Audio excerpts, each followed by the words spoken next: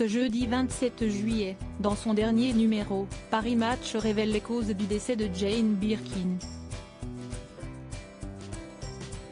On apprend également quel membre de la famille s'est rendu sur les lieux en premier, entrant alors dans un état de choc. Jane Birkin a été retrouvée sans vie à son domicile parisien dimanche 16 juillet 2023.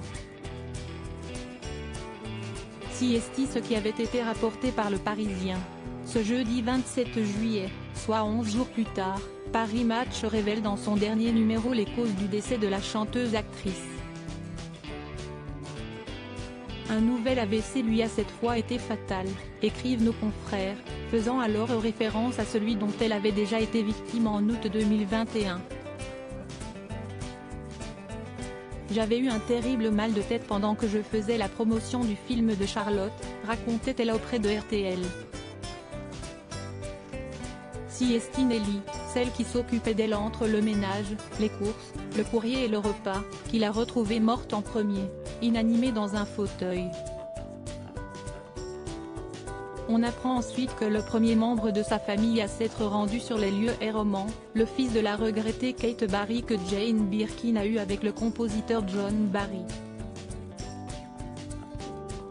Sous le choc, il va promener Bella, le dernier bulldog de Jane, rapporte le magazine, avant d'ajouter que Loudoyon et Charlotte Gainsbourg, accompagnés respectivement de leurs compagnons Stéphane Manel et Yvan Attal, sont rapidement arrivés sur place dans la foulée. Pour rappel, Roman de Kermadec avait semblé très marqué lundi dernier, lors des obsèques organisées à l'église Saint-Roch dans le 1er arrondissement de Paris. S'il ne se montre que très rarement, il a toujours été proche du clan, et notamment de sa grand-mère. En novembre 2014, dans l'émission d'Europe 1 Il n'y a pas qu'une vie dans la vie, cette dernière se rappelait de ses souvenirs avec le jeune homme. J'espère que j'ai été rigolo pour Roman. Je l'ai eu très tôt, parce que Kate a eu son fils quand elle avait 20 ans, donc il n'a que 27 ans et il n'a plus de maman. Je pense qu'avec lui j'ai partagé beaucoup de choses parce qu'il avait seulement 4 ans de moins que Lou. Je les embarquais tous les deux, ils étaient comme frères et sœurs. Sur les vacances c'était chouette. Jamie faire les conneries avec les enfants.